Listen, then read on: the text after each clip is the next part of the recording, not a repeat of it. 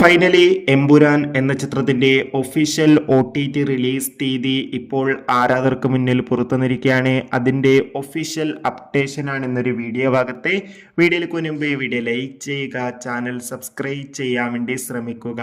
മോഹൻലാൽ, പൃഥ്വിരാജ്, മഞ്ജു വാര്യർ, ടൊവിനോ തോമസ് എന്നൊക്കെ പ്രധാന കഥാപാത്രങ്ങളായ ചിത്രമായിരുന്നു എമ്പുരാൻ.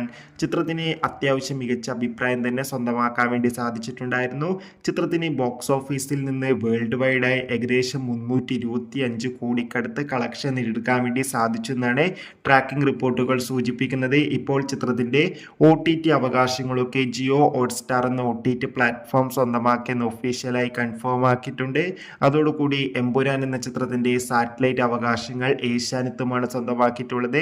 ചിത്രം ഈ വരുന്ന ഏപ്രിൽ 24 തീയതി മുതൽ ജിയോ ഹോട്ട്സ്റ്റാറിലൂടെ OTT റിലീസ് ചെയ്യുമെന്ന് ഒഫീഷ്യലായി കൺഫേം ആക്കിയിട്ടുണ്ട്. കാത്തിരിക്കാം.